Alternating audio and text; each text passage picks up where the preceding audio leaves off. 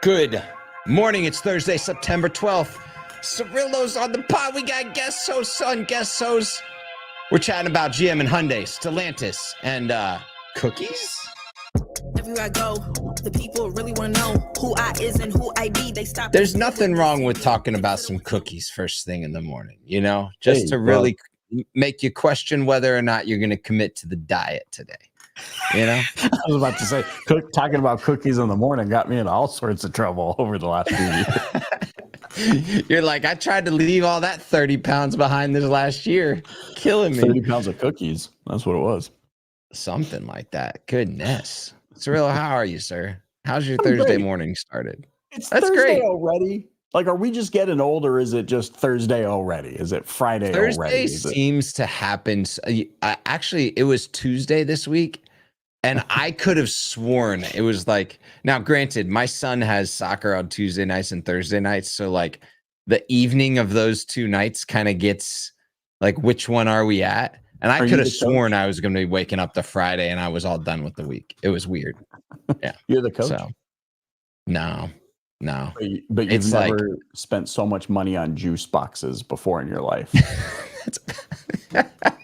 and gas. Like it's a semi-club team. They're like 40 minutes north one week, 40 minutes south the next week, 40 minutes east the next week.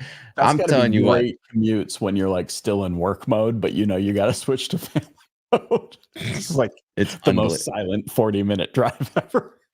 It is. Yeah, I will say, like, you know, there's a lot of our listenership that does work from home.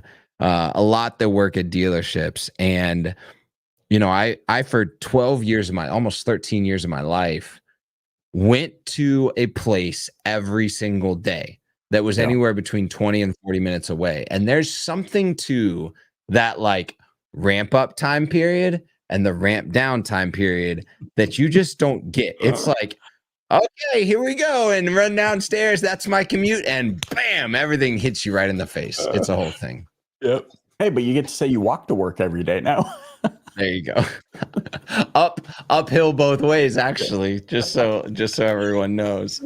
Oh man, hey, we got a couple little pieces of content. We got another In the Dirt episode with Jamie Butters of Automotive News. Consumers lead this market. It's called In the Dirt is the podcast that you're looking for.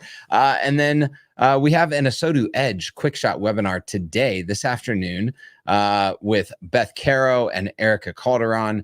You're going to want to check that out. If you go to asotu.com, scroll down just a little bit, and then you will not have to, you can register for that.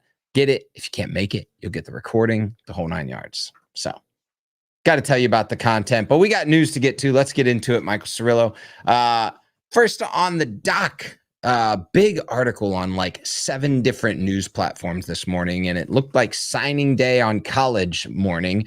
General Motors and Hyundai Motor Company have announced a partnership aimed at exploring collaboration in a variety of technological and production areas. With the increasing demand for efficiency and innovation in the automotive industry, both companies are looking to scale up operations and reduce costs. They are exploring a bunch of co-development opportunities in passenger and commercial vehicles, as well as, get this, internal combustion engines. They'll also review joint sourcing opportunity in battery materials, steel, and more. Their combined sales of over 10 million vehicles could rival giants like Toyota and Volkswagen in the scale. So when you think about the total technology going into multiple different types of vehicles, Hyundai Executive Chair Ison Chung emphasized the potential to enhance competitiveness and said, this partnership will enable Hyundai Motor and GM to elevate opportunities to enhance competitiveness through our combined expertise and innovative technologies. I got one question for you. Who won in this deal, MC? Who wins in this deal? Oh, well, you're like, I can't say. I can't. Yeah, I can't say. I got clients from both of those automakers. Right. Got him. Yeah, I mean, I like when I look at this, you know, you see historically a lot of these like joint partnership between legacy OEMs. Recently, you've seen Toyota, Subaru, Mazda get into partnerships, and a lot of it's over the, you know, the underbelly of the technology of the vehicle. So you're just seeing more people do that. And when you look at GM and Hyundai, both are really, really interested in battery technology, really interested in pushing the EV boundaries. You get a little bit of design with Hyundai, you get a little bit of, avant-garde with GM. So we'll see how some of that kind of works out. There's a couple of thoughts here too. Like they're probably like, how can we make the new Sierra EV the weight of a Hyundai Sonata so that it gets 3,000 miles of range, not 400? The other thing is, like, this is kind of like in a very ASOTU-esque mindset that I have here. It's like, hey, if the automakers who fiercely compete with one another can find an inroad to start working and collaborating together, then maybe, just maybe, that's a signal for the rest of us that why compete when you can dominate? Why compete when you can collaborate? And what will be the outcome of that? So that's how I kind of think of it. Yep. Yeah, I love collaborations, and it's right in line with what we're all about here. Speaking of collaboration, stop. Segue. Time.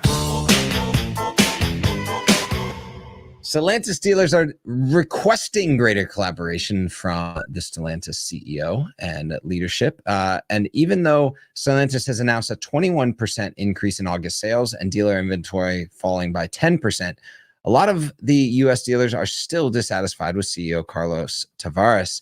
The National Dealer Council claimed that Tavares' short-term decision-making hurts brands like Jeep, Ram, Chrysler, and urged Stellantis to spend more on clearing outdated inventory, citing declines in U.S. sales.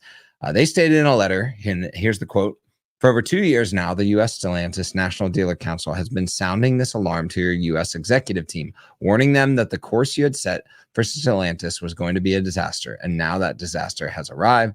Stellantis' response said, "We don't believe personal attacks are the most effective way to solve problems." Stellantis did report a 40% drop in first half of the year operating income, with key brands like Jeep and Ram seeing significant sales decline since 2019. Tavares did acknowledge earlier in the year, his quote was, "We were ignorant. I should have acted immediately." So there's been a lot of like industry pundits calling out the fact that Stellantis's days in inventory, days on lot has been getting long in the tooth for quite some time, and now U.S. dealers are really, really pushing the boundaries of calling them out in the public eye. What would the implication be if they just came out with an upsell at point of sale for a Jeep, say, where it's like, for an extra $500, we will supply you all the rubber ducks for life? Like, the amount of money that Jeep drivers spend on rubber ducks to put on each other's things. Sometimes I'm like, how's this person see out the windshield?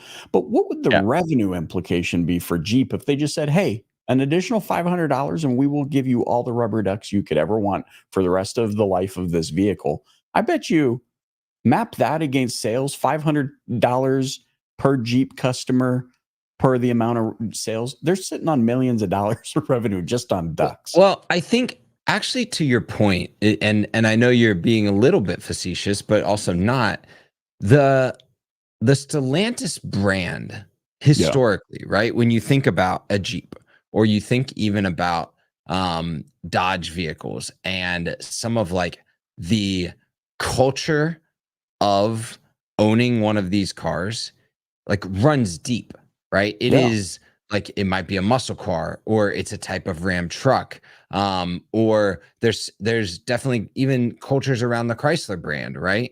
But significantly Jeep. And I think what you're actually saying is, hey, as an OEM or as a dealer, get closer to the culture, right? Get closer to the culture of the rubber ducks. If you got a Miata club and you're a Mazda dealer, get closer to that. If you got an off-road club locally and you're a Toyota dealer, get closer to that with your TRDs, right? Like, get closer to the culture and you win, as opposed to just like having a narrative of, we have cars, you want to buy one? Exactly. What makes you different? What makes you unique? I mean, you look at, we often cite brands like Apple or Amazon or whatever. There's like real cultural integration to these types of brands, you feel like you're a part of something. Well, Jeep has had, to your point, has had this for so long. And yes, the idea of rubber ducks kind of makes me laugh. But if I was a Jeep dealer, I would totally add this to my thing today. I'd just have like bins of rubber ducks that you just like scan a QR code and like take handfuls with you because they're like 7 cents or 3 cents. But it's great. But it's the cultural thing. And then I mean, just the other thing here is this is the car business. Leave your emotions at the door, okay? If you feel like people are making a personal attack, it's because our human nature just usually doesn't have a better way of expressing our frustration. So just listen. Yep. You know, just listen. That's all I got. Speaking of just listening. Stop. Segue. Time. The parity of awareness is coming for us when it comes to cookies. A new survey shows that American consumers are becoming more aware of online data collection practices. Right now, over 50% of U.S. shoppers, according to a new survey, know what it means to accept cookies online. The vast majority of consumers typically accept cookies, with younger shoppers in the 18 to 34 range, more likely at 79% actually accepting the cookies. The survey shows that online shoppers often accept cookies for enhanced user experiences, full website features with session tracking and site personalization. CEO of Carter, the Shobit Candlewall, I got that. Very good. Said the results highlighting growing awareness and the importance of transparent cookie policies. So just like a ton of this has been, talked about over the last 4 or 5 years within auto. But having a very like consumer aware cookie policy, consumer aware cookie banner, understanding how and why consumers might or might not interact with that, and being clear about how you're handling cookies, I think is like coming to a moment of parity where I remember seeing a survey just a little over a year ago where it was only 13% were actually aware of what that we're doing. And now we're seeing, over 50% in just a year because of the prevalence of it. Is it weird for me to say that even as a tech guy, a guy that's built hundreds and hundreds of websites and this and that, I don't even pay attention anymore, and I just click accept all just so I can be done with it? Yep. Well, I hit accept all because I'm like, hey, I'd rather have more, like better experiences across more devices, across more applications, and including this current website and the personalization that it might offer.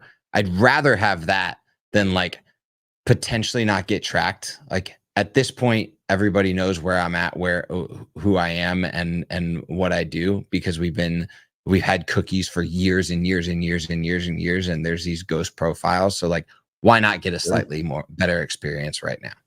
Where it gets kind of freaky in this vein. I mean, you know me, my brain's already gone to some other, I'm on Mars already. But I'm like, okay, like we can make a big deal out of this, or we can accept it. And to your point, the implication of like, I would rather have a say and a control in who is tracking me to provide me a better experience. But the reality of it is this shouldn't be thought of as some like scary thing. Oh my gosh, like we're being tracked. I downloaded a free app on my iPhone and put one of my most obscure email address, like the one that I send spam to, right? Right. And it came back within about 10 minutes, told me my wife's name, my in-laws' names, their address, my sister-in-law's addresses. Absolutely. So like, you might as well, since we already know we're all being tracked to a degree that none of us want to admit, just get a better website, like get a better online experience. Just there you go. Cookies. Just get a better experience. I think we talk about that a lot, whether it's online or offline. Pay attention to your consumer. They're learning just as much about you and the retail practices as you are about them. Go serve someone today. See you tomorrow.